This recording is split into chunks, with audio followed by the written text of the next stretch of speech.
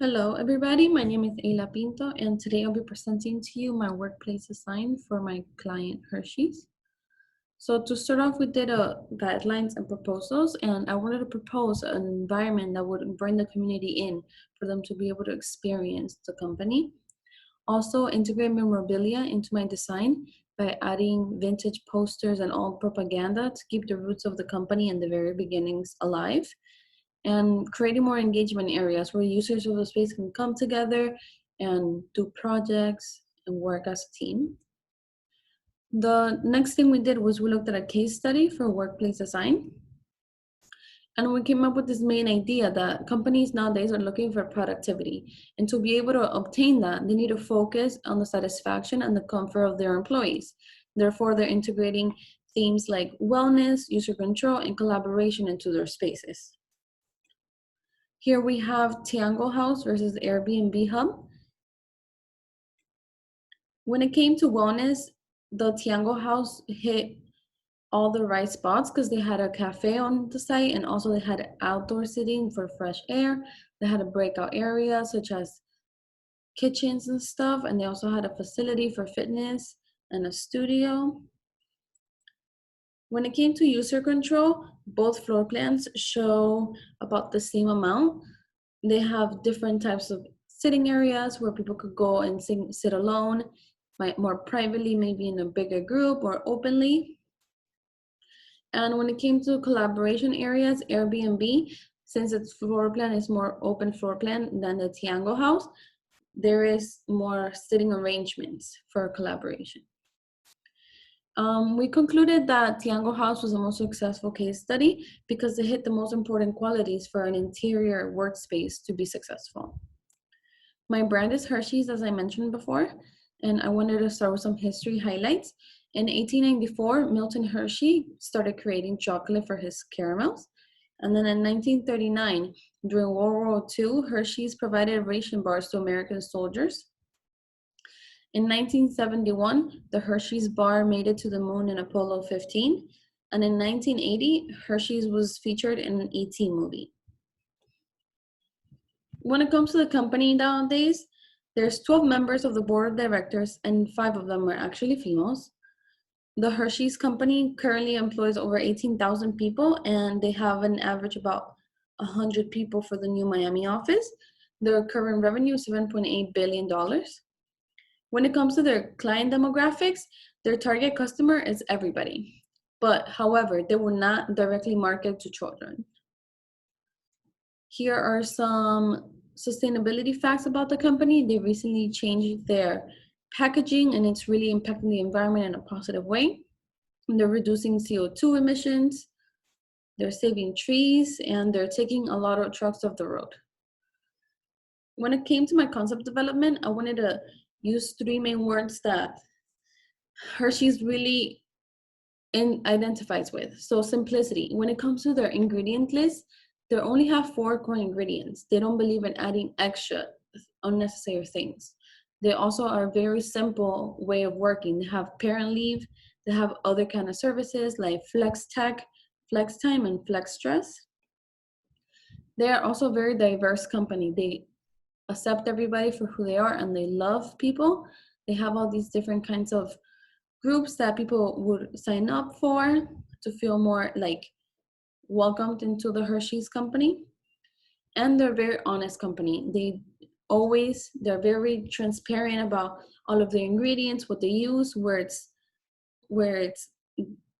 gotten from, and they have this thing new smart label that users would scan the label bar and it'll tell you all the information you need to know about a product.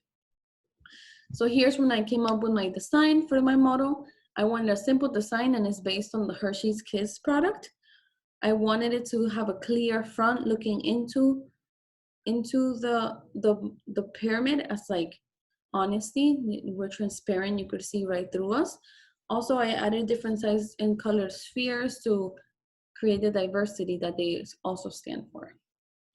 Here we have a picture of my models. We're moving on to site and building analysis.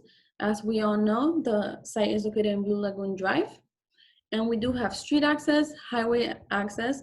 There's also pedestrian access, and there's a couple parking spaces, private parking spaces in the island. Looking at the sun path diagram, we realize that during the summer times, the sun does not penetrate as far into the building as it does during winter time. As we can see here, it could reach as far as 61 feet into the building. Here we have the structure breakdown of the building. We have our vertical and horizontal surfaces. On green, we have our concrete columns, and in red, we have our steel beams. Here we have our measurements. So each ceiling height is about 16 feet high, and also we have a 20,000 square footage in total.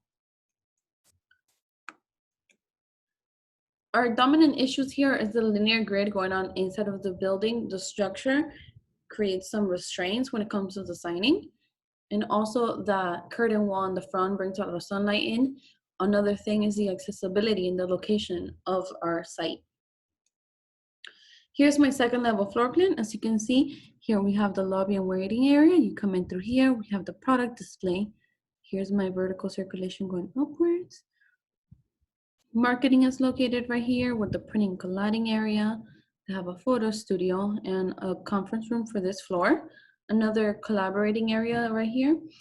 We have accounting with accounting manager, some storage rooms, this is daycare, of course, very important. Cafe for everybody to enjoy. We have a huddle room for everybody, operations, quality assurance, and human resources.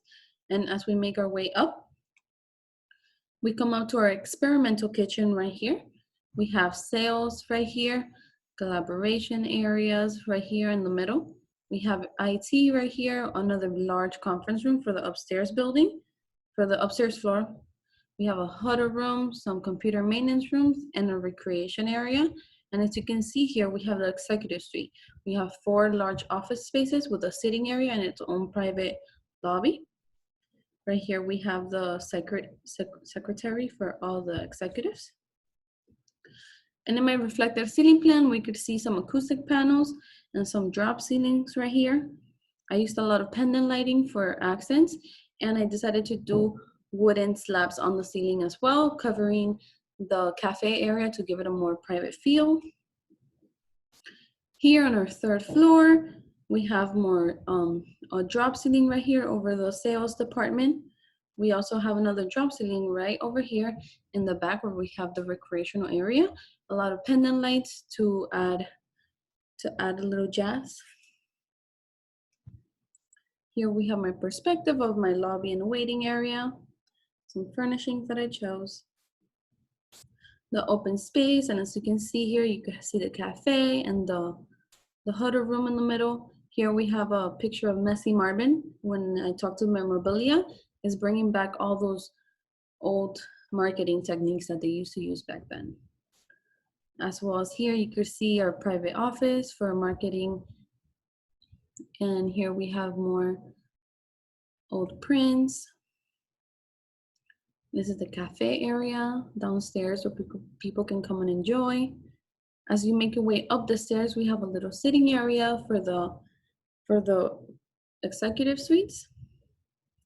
And as you can see here, I have a small bar that offers coffee and snacks for employees to enjoy, more collaboration areas, more private and more open, as you can see here.